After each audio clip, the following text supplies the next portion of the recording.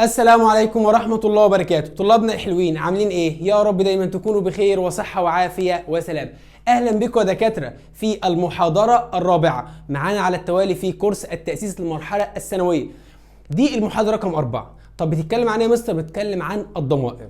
هنشرح الضمائر المرة دي بشكل مختلف تماما. انا عارف انك سمعتها كتير جدا جدا جدا جدا. خلاص؟ فسمي الله، صلى على رسول الله. اللهم علمنا بما ينفعنا وانفعنا بما علمتنا وزدنا بك علما. اللهم بارك لنا في وقتنا هذا. اللهم امين اللهم امين يا رب العالمين. عاوز اعرف يعني ايه ضمير، وجوده في الجمله بيعمل ايه. طب انا دلوقتي اسمي مصطفى، انا ببعت لك رساله مثلا وليكن على الواتساب او انستجرام او ببعت لك ايميل عموما. طيب انا دلوقتي بقول مثلا ايه؟ مصطفى كذا كذا كذا كذا، مصطفى طويل، مصطفى يكتب، مصطفى يجري. كل مره هقول مصطفى مصطفى مصطفى بيبقى فيه ملل في الكتابه. فانا بعمل ايه؟ بشيل الاسم واعوض عنه بايه؟ بضمير. طيب اول حاجه هنا هناخد الايه؟ الضمائر. بص كده، عاوز اعرف الضمير جاي منين. هتقول لي يا مستر والله الضمير مشتق من الايه؟ من الكلمه. فانا دلوقتي عاوز اعرف يعني ايه ضمير. اعرف الاول هو مشتق من الكلمه، لان احنا قلنا الكلمه اسم ضمير فعل. خدنا الاسم وخدنا الاسم يعد واسم لا يعد وخدنا الكلام ده كله. عايز اعرف يعني ايه ضمير بقى. قال لك الضمير اهو اللي هو درس النهارده. طبعا احنا خدنا الايه؟ الاسم. كلمه زي كلمه بويس، كل مره اقول بويس الاولاد الاولاد بيبقى فيه ملل، فبعوض عنها وليكن بكلمه زي كلمه ايه؟ زي. طيب كلمه تري شجره، بدل ما اقول شجره شجره او تري تري تري بقول ايه؟ بقول ات. طيب من رجال، اسالك بقى هي رجال ديت اسم يعد ولا لا يعد؟ اللي يعد جمع المفرد جمع، منتظم ولا غير منتظم؟ غير منتظم. ايه اللي عرفني؟ ما هو في إيه؟ في اس؟ لا. اي اس اي اس؟ لا. طيب بعوض عنها بزي. هتقول لي يا مستر انا مش عارف زي وات والكلام ده. طبعا هشرح كل ده بالتفصيل دلوقتي. طب سكول، يعني ايه سكول؟ مدرسه. المدرسه دي مفرد اعوض عنها بات. اكسبيرينس الخبره، اسالك بقى هي الخبره دي اسم يعد ولا يعد؟ لا يعد. اسم ايه؟ معنوي، بعوض عنها بايه؟ بات. تمام. طب انا مستر دلوقتي الضمائر عباره عن ايه؟ قال لك انا عندي 5 ضمائر. كم ضمير؟ 5 ضمائر. تمام. اول ضمير عندي اسمها ضمائر ايه؟ الفاعل. فاحمد اول ضمير اسمه ضمائر الايه؟ الفاعل. ثاني ضمير اسمه يوسف ايه؟ ضمائر الايه؟ المفعول. ثالث حاجه ضمائر الملكيه. 4 صفات الملكيه، 5 ضمائر منعكسه. يبقى انا لو عايز اشرحهم: ضمائر الفاعل، ضمائر المفعول، صفات الملكيه، ضمائر الملكيه، الضمائر المنعكسه. ضمائر الفاعل، ضمائر المفعول، ضمائر الملكيه، صفات الملكيه، الضمائر الايه؟ المنعكسه. تمام. طيب ضمائر الفاعل عباره عن ايه؟ قال لك اهو: اي، هي، شي، ات، يو، وي، زي. طيب هنا ضمائر المفعول عباره عن ايه؟ بص كده: مي، هي نفس انا، خلي بالك يعني الاثنين بترجموا انا. هم، هي، ات، يو، اس، زم. طبعا هناخدهم بالتفصيل دلوقتي. ماي ضمائر الملكيه بقى: هيز، هيرس. طبعا ما فيش هنا اللي هي بتاعت غير العاقل: يورز، اورز، ذيرز. صفات الملكيه: ما، هيز، هير، اتس، يور، اور، زي. طب الضمائر المنعكسه قال لك عباره عن ماي سيلف، ركز بقى: himself, herself, itself, yourself, ourselves, themselves. شايف الضمائر اللي قدامك دي كلها؟ هاخدها بقى بالتفصيل. اخد يعني ضمير فاعل، والاهم من هي ان هي بتعبر عن ايه وبتيجي فين في الجمله. طيب تعال، اول ضمير عندنا اسمه ضمير الايه؟ الفاعل. من اسمه كده بيتكلم عن الفاعل، صح؟ يبقى هو بيحل محل الايه؟ الفاعل. يعني اي انا، هي هو، شي هي، ات هو او هي غير العاقل ايه؟ المفرد. يو يعني انت او انت، ونحن زي هم او هن. طيب دي الضمائر. دي الضمائر. تعالى بقى افهمك بتيجي فين والكلام ده كله. طيب قال لك اول حاجه يا مستر هي بتحل محل الايه؟ الفاعل. بص هي اسمها ضمائر ايه؟ ضمائر فاعل، يبقى بتحل محل الايه؟ الفاعل. فهتيجي تقول لي يا مستر طب الفاعل بيجي فين؟ الفاعل اصلا بيجي في اول الجمله. ما دام الفاعل بيجي في اول الجمله يبقى ضمير الفاعل بيجي فين؟ في اول الجمله. حلو. تعالى كده ناخده سؤال سؤال. احمد بلايز فوتبول. احمد يلعب كره الايه؟ القدم. انا عاوز اشيل يا يوسف احمد واحط مكانها حاجه تحل محلها. احمد ده مذكر ولا مؤنث؟ مذكر ولا مؤنث؟ مذكر. تمام. فهشيل احمد واحط مكانه ايه؟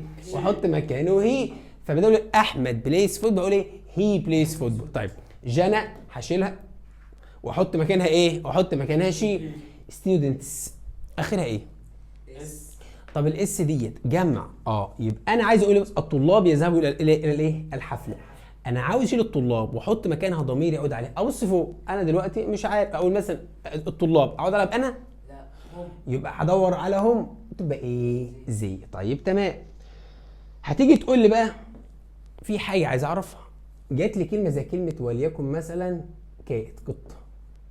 هي كات ديت وكاتس الاثنين غير عاقل. زمان واحنا في الابتدائي كانت المدرسين كل اي حاجه غير عاقل ات، شجره ات، اشجار ات، قطه ات، قطط ات. ولكن ديت مفرد ودي ايه؟ جمع. ديت ات وديت زي.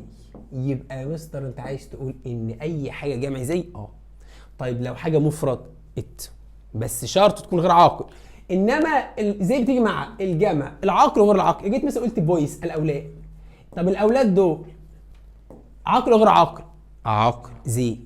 بنس الاقلام عاقل وغير عاقل؟ غير عاقل بس زي. يبقى انت عايز تقول ايه؟ ان اي جمع ايه؟ اي جمع زي. بص كده تعال.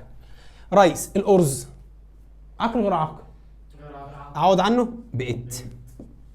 بويس اولاد زي. علي هي. تري ات. ساره شي. جيرلس زي لان جمع. عمر هي. بيبي.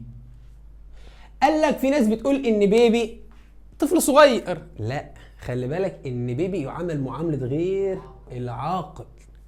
بيبي يعامل معامله غير العاقل. الاجانب قال لك ايه؟ والله هو عندنا البيبي ده بيتكلم؟ لا. بيعمل ايه؟ هو يعامل معامله الحيوان. طب احنا بنحقره منه؟ لا مش بنحقره منه. هو قال لك انا بيعامل معامله الحيوان في حاجتين، ان هو بياكل وبيشرب وبيصرخ. طيب لو قلت لك بقى هي اند هو وانا نبقوا ايه؟ وي نحن. طب انت وهي، ركز كده، تقول لي نحن هم. انت وهي يبقى هم. انا بكلمك انت وهي يبقى ايه؟ انتم. هتقول لي ما فيش عندنا حاجه فوق اسمها انتم. هتقول بركز كده، في حاجه اسمها انتم هنا. قال لك ما انت عندك يو صح يا احمد، تنفع ايه؟ بمعنى ايه؟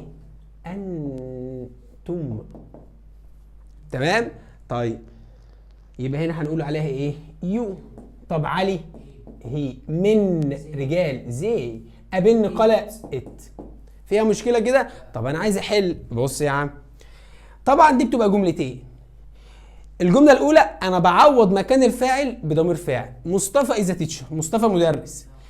عايز اعوض مكان مصطفى بحاجه هناك، احط هي از كايند، هو يكون عطوف.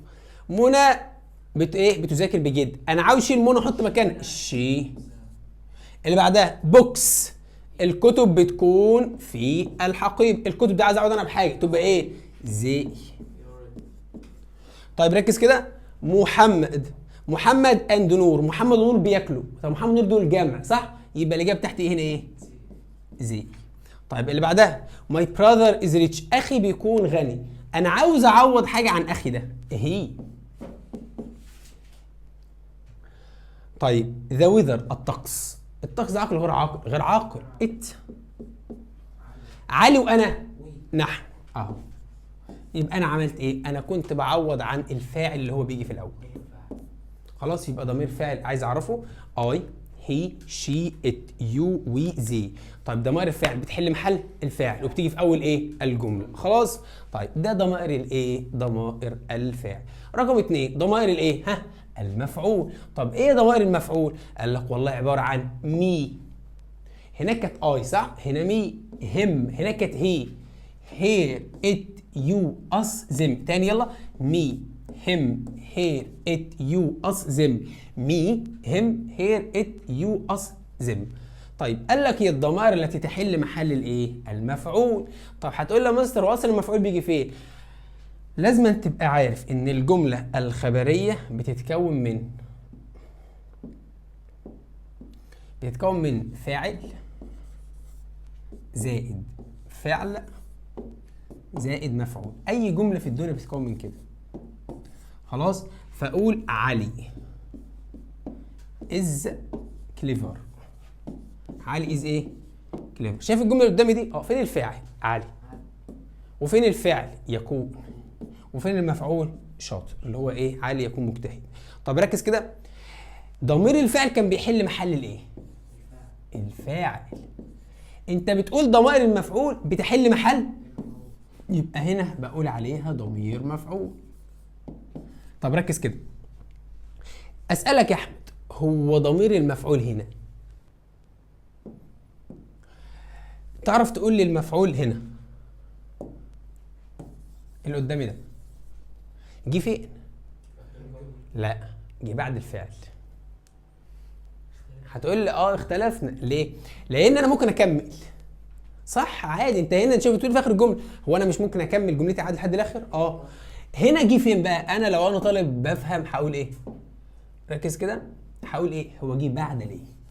بعد الفعل.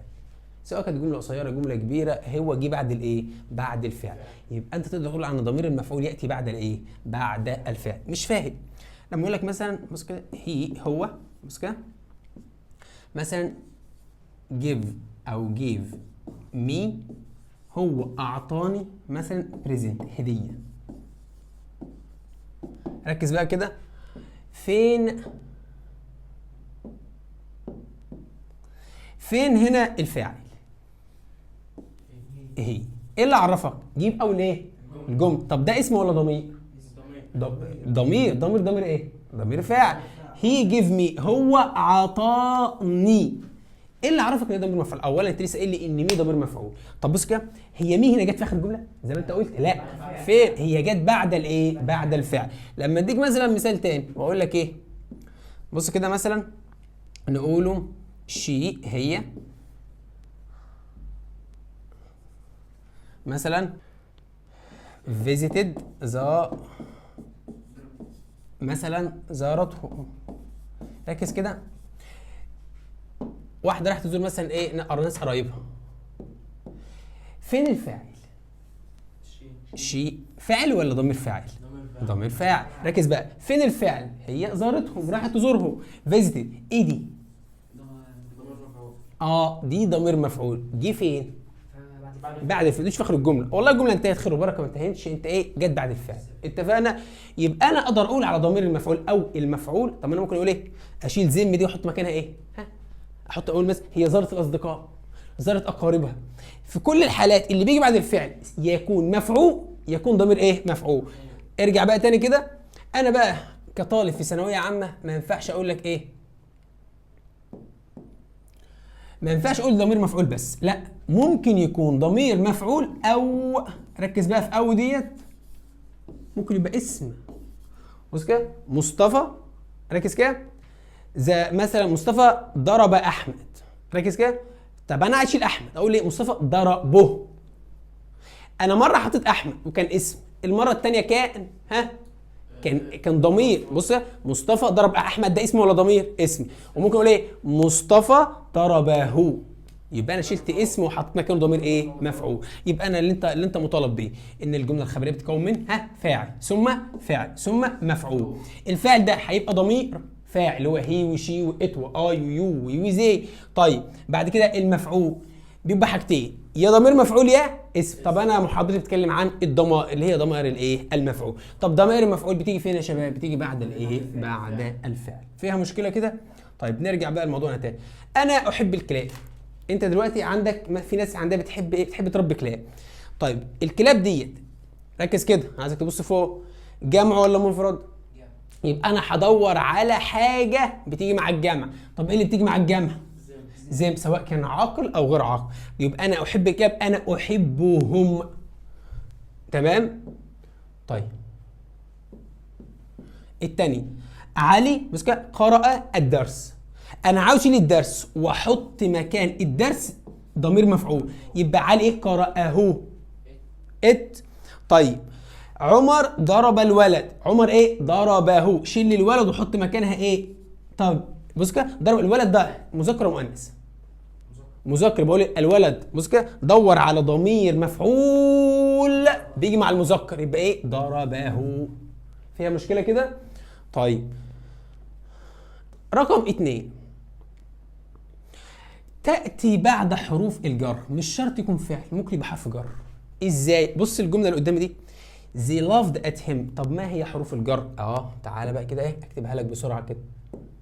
والله عندي حروف الجر كده عباره عن، بص كده، ان، اون، ات، اوف.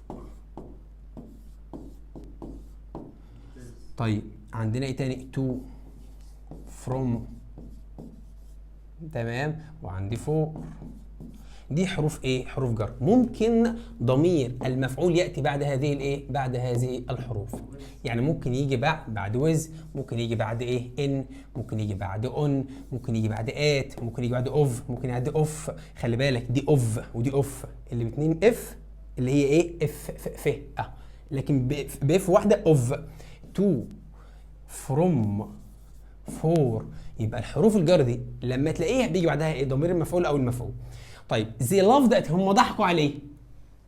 طيب ومش ضحكوا عليه مثلا يقولوا احنا نلعبوا وهم راحوا مثلا يتفسحوا، لا، ضحكوا عليه، اتريقوا عليه. بص بقى، ات جه بعدها ايه؟ هم، ضمير مفعول. طيب وي listened to them، هم استمعوا، احنا استمعنا اليهم. them هنا جت بعد ايه؟ بعد تو، بعد حرف الجر. تمام. his books was here، هو تحدث معها. ادي ويز اهي اللي هو حرف، كتبناها ولا ما كتبناش دي؟ ما كتبناش، ماشي. ويز حرف جر، هو تحدث ايه؟ معها. فيها مشكله كده؟ طب ما تيجي نحل، تعالى. المره دي بيقول لك ايه؟ I can't ride this bike، انا لا استطيع ان اركب هذه الدراجه. حط لي اللي هو هنا طالب منك حاجه في الاول ولا بعد الفعل؟ في الاول، صح؟ طب في الاول يبقى هو هنا ضمير فاعل ولا ضمير مفعول؟ ضمير فاعل. طيب ما دام ضمير فاعل اروح جايب ايه ضمير فاعل؟ هي وشي وات واي ويو ويوزي لو جت في الاول. طب لو كانوا هناك هتبقى هيم وهير ومي وزيم واصل اللي هو ضمير المفعول. تمام؟ تمام. تعال نحل كده. انا عاوز حاجه في الاول تقول انا لا استطيع ان اركب هذه الدراجه، انها مكسوره. هي ايه اللي مكسوره؟ الدراجه. يبقى انا عاوز حاجه تدل على الدراجه. في ات هنا؟ اهي. طب زي هي الدراجه دي مفرد ولا جمع؟ مفرد. هي مذكر، شي مؤنث. فيها مشكله؟ انا قابلت منى، يبقى انا قابلتها امبارح، صح؟ يبقى انا عاوز حاجه تعود على مين؟ على منى. طب منى دي مذكر ولا مؤنث؟ مؤنث. طب تنفع هم مذكر. هز في ضمير في حاجه اسمها هز، هم وهير. طيب تنفع ات؟ لا والله، ولا الفرخه دي غلطه عندنا، المفروض تبقى هير. تمام. يبقى انا قابلتها. خلاص، يبقى الاجابه بتاعتي هتكون هي. زود لها ار انت عندك في الكتاب بتاعك او المذكره بتاعتك. they live near، هم بيعيشوا بجانبنا يعني. يبقى انت هنا محتاج ضمير فاعل وضمير مفعول. ده ضمير فاعل وده ضمير ايه؟ فاعل. احنا قلنا يا يوسف ضمير الفاعل بتيجي في ايه؟ ضمير الفاعل لا، بتيجي في اول. ضمير الفاعل بيجي في اول الجمله. تمام. طيب يبقى دي غلط، دي غلط. فاضل اور واص. هتقول لي مستر احنا خدنا اصلا زي ليف انا عاوز ضمير مفعول. ضمير مفعول اور ولا اص؟ نرجع تاني، مش عارفين ضمير المفعول اص ولا اور؟ اص اهو. نحن يبقى انا مطالب هنا ايه يا احمد؟ مطالب احفظ الضمائر. ما انا مش كل مره هروح في الامتحان اجيب لك الجدول اقول لك اهو، لا، يبقى انا مطالب احفظ الضمائر دي كويس. خلاص اهي، بص عليها كم مره. مي وهم وهير، مي هم هير ات يو ازم. تمام. طيب السؤال اللي بعده، بص كده. اي مت رامي، انا قابلت رامي. يبقى انا قابلته ولا قابلتها؟ قابلته. ديت غير عاقل، ديت جمع. طب تعال، فاضل هم وهير، تبقى ايه؟ انا قابلته، يبقى هم. طبعا دي مؤنث. اللي بعدها حقيبتي ماي باج بتكون ثقيله. اي كانت، انا لا استطيع ان احملها. هي الحقيبه ده عاقل ولا غير عاقل؟ مفرد ولا جمع؟ مفرد. يو بمعنى انت، ما تجيش في الاول ما تجيش في الاخر. ذم دي جمع. فاضل هي الحقيبه. تقوليش ايه؟ تنفع هي مؤنث؟ لا، الحقيبه غير ايه؟ غير عاقل. يبقى الاجابه بتاعت ايه؟ ات. طيب سمر اند هايدي. سمر وهايدي اخواتي، خلي بالك دول جمع ولا مفرد؟ سمر وهايدي اخواتي، انا احبهم. هم دول جمع ولا مفرد؟ جمع. اولا تنفع زي؟ لا. ليه؟ عشان عايز بعد الفعل ده مره مفعول. جدع. هنا ازاي بتيجي في الاول؟ هل هنا في الاول؟ ده بعد الفعل. طب يا يوسف هير تنفع؟ هتقول لي والله ده سمر مؤنث وهايدي مؤنث، بس استنى دول الاثنين مش واحد، يبقى ده ما ينفعش. طب ات ده غير عاقل، يبقى الاجابه زم جمع. طب بعدها محمد از ماي براذر، محمد بيكون اخي. طيب انا احبه ولا احبها؟ احبه. يبقى انت محتاج ضمير مفعول. ما تيجي ناخدها من الاخر كده، دي بتيجي في النص؟ ده بتيجي في الاول. هير ده مؤنث.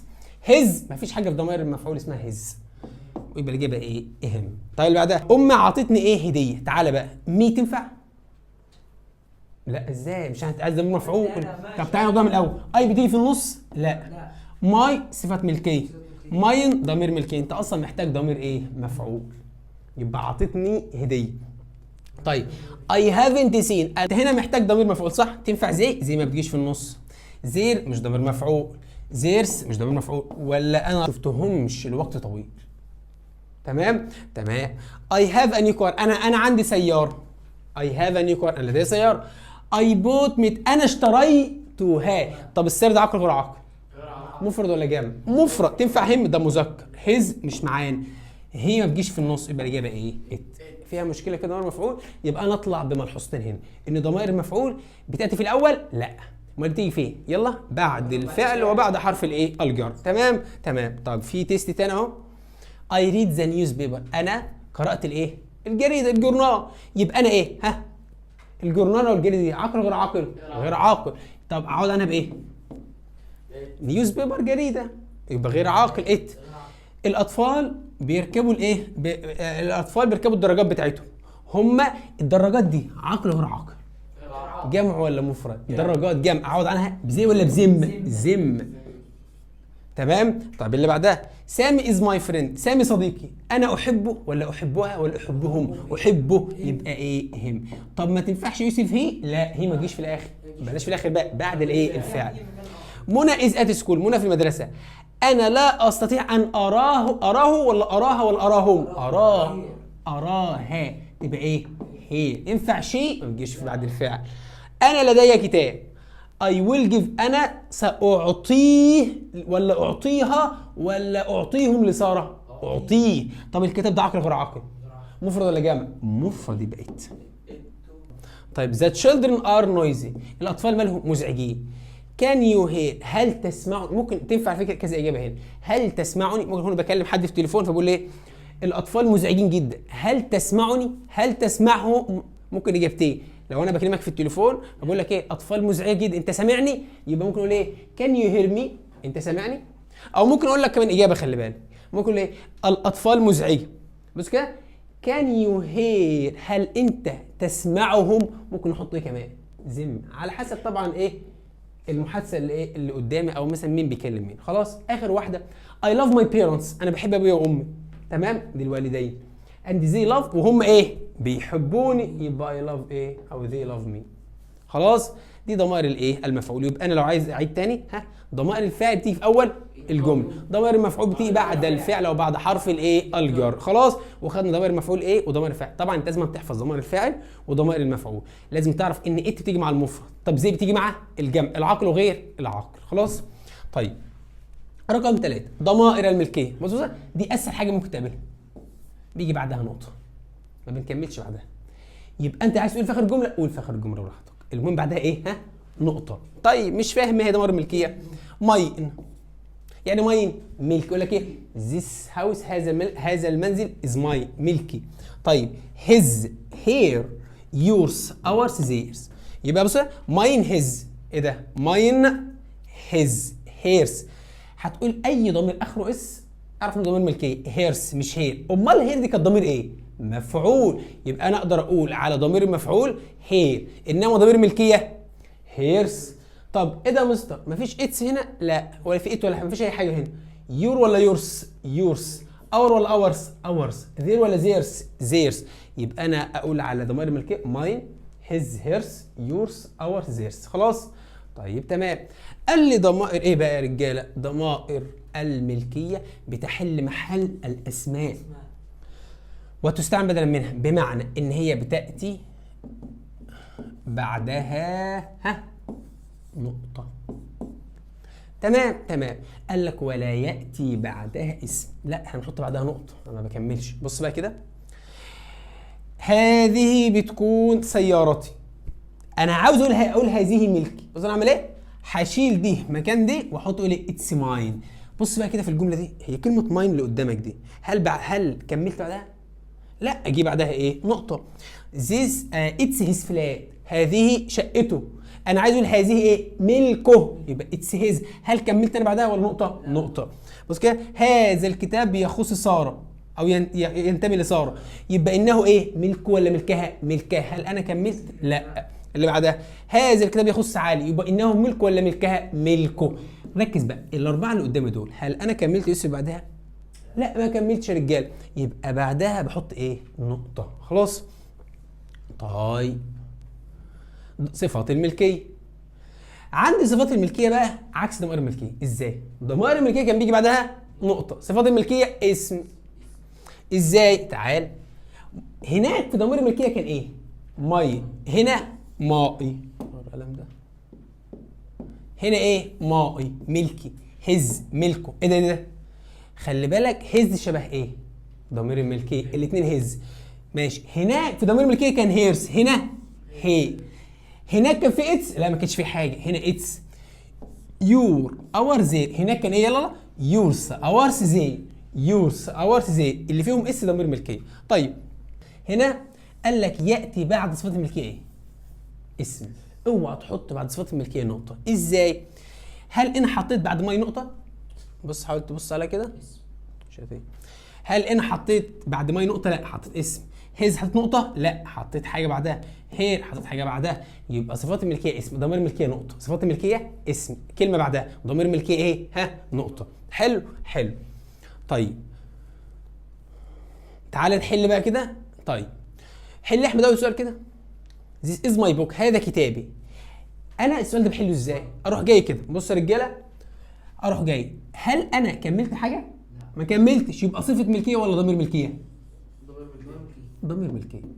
طيب ضمير ولا ملك ولا صفه؟ ضمير. اروح جاي وانا بحل يا رجاله في الكتاب بتاعكم، اروح جاي كده اشوف هنا هل انا كملت ولا ما كملتش؟ ما كمل، يبقى ضمير. كملت وما كملتش؟ ما كملتش، ضمير. ايه ده؟ هنا صفه، يبقى صفه ملكيه. هنا ضمير، هنا ضمير، هنا صفه، هنا ضمير ضمير ضمير. اللي تلاقي بعد نقط كلمه يبقى ايه؟ ضمير ولا صفه؟ لو النقط كلمه صفه، بعد الكلمه مفيش حاجه او نقطه ضمير. طيب This is my book. هذا كتابي. يبقى انه ايه؟ ملكي. يبقى احط ماي هنا، ادور على حاجه معناها، ادور على ضمير ملكيه بمعنى ملكي. طيب these are our pens. هذه اقلامنا. يبقى هنها ايه؟ ملكنا. يعني ايه ملكنا بقى؟ اور ولا اورس؟ اورس.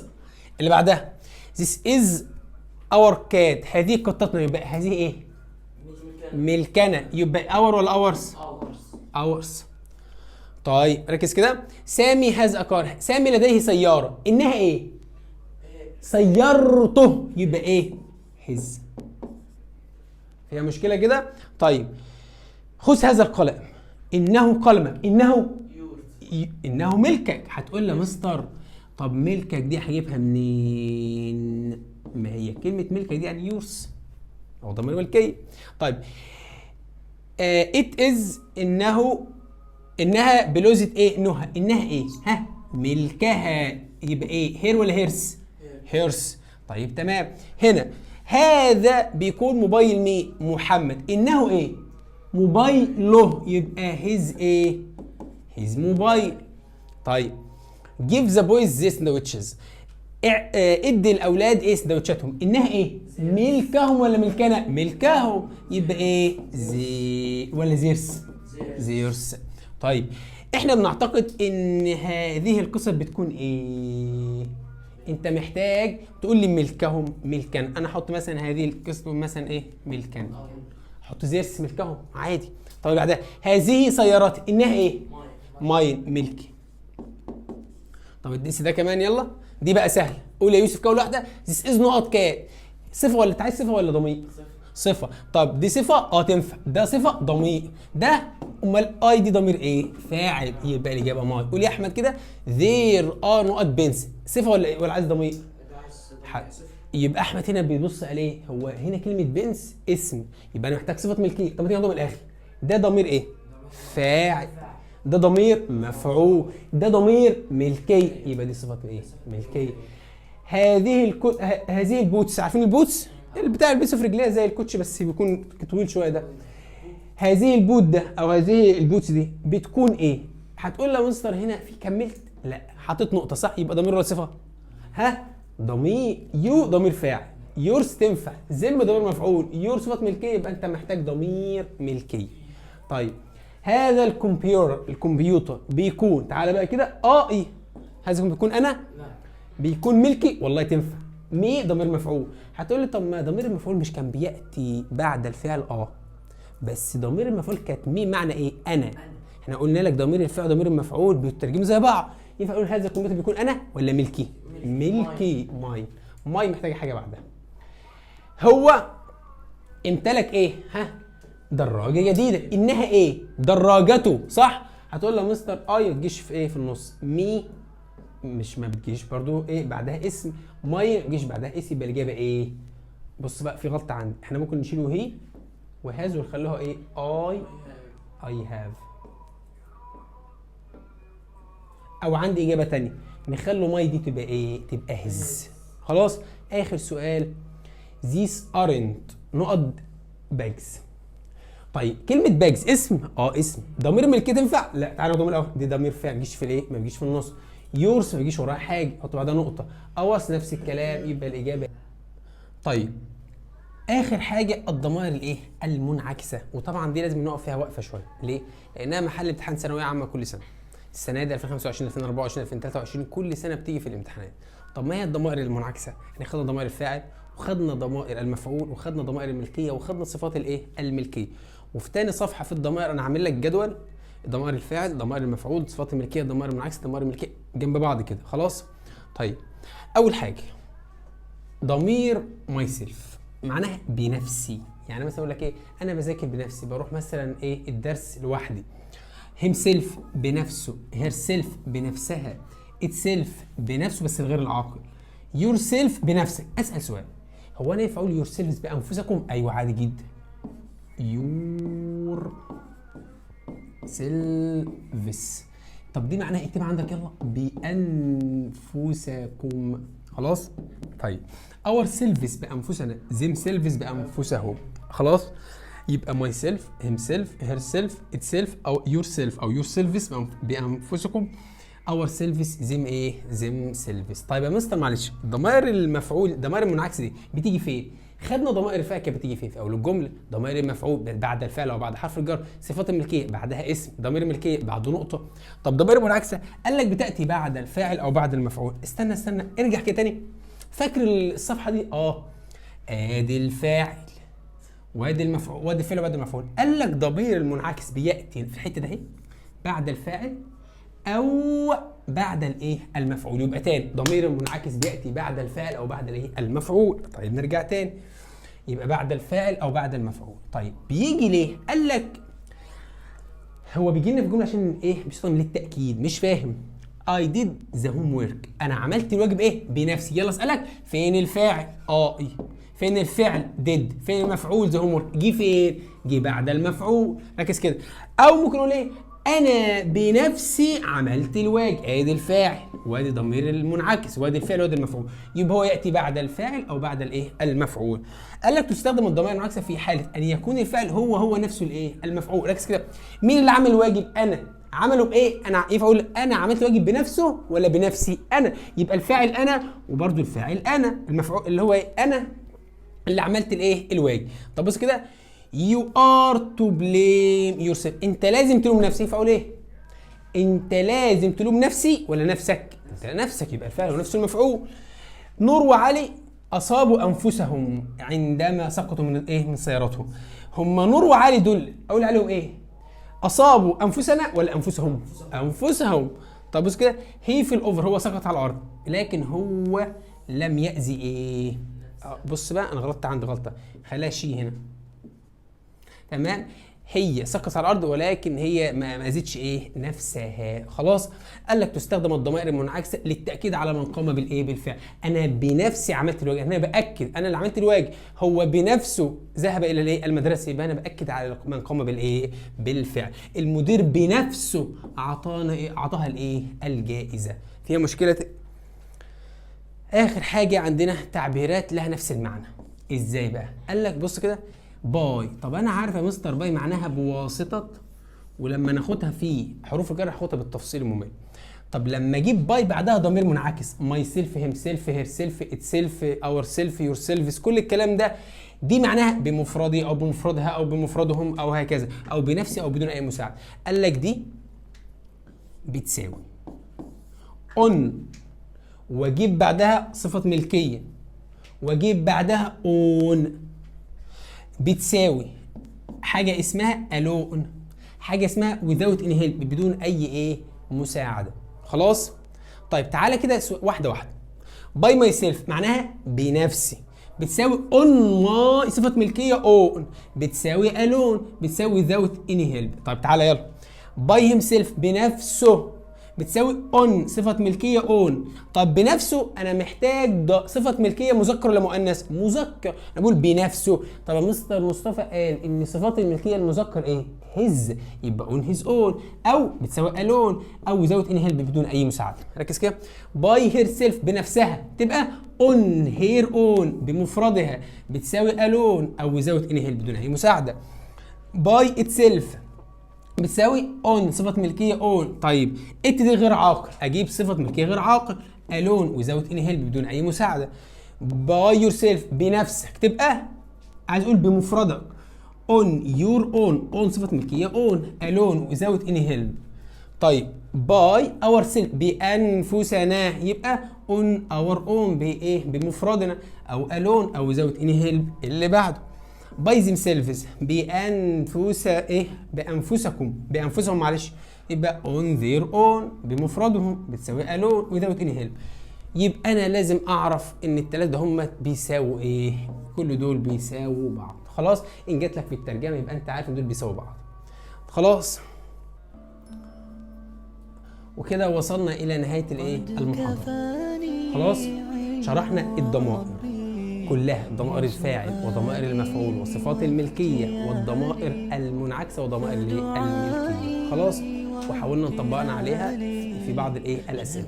خدنا ضمائر الفاعل تيجي في اول الجمله، ضمائر المفعول بتاتي بعد الفعل او بعد حرف الجر، صفات الملكيه ياتي بعدها اسم، ضمير الملكيه بياتي بعدها نقطه، ضمائر المنعكسه بتاتي بعد الفاعل او بعد المفعول وتستخدم للتاكيد ومن قام بالايه؟ بالفعل. خلاص، يا رب تكون فهمت المحاضره وما تكونش جريتها وسمعتها بهدوء. خلاص، وتكون فهمت الضمائر بشكل يكون بسيط وسلس. خلاص، اللهم ان كان توفيقا فمن الله وحده، وان كان سهوا فمني ومن الشيطان. سبحانك اللهم وبحمدك، اشهد ان لا اله الا انت، استغفرك واتوب اليك. نلقاكم في محاضره جديده، والسلام عليكم ورحمه الله وبركاته. سلام.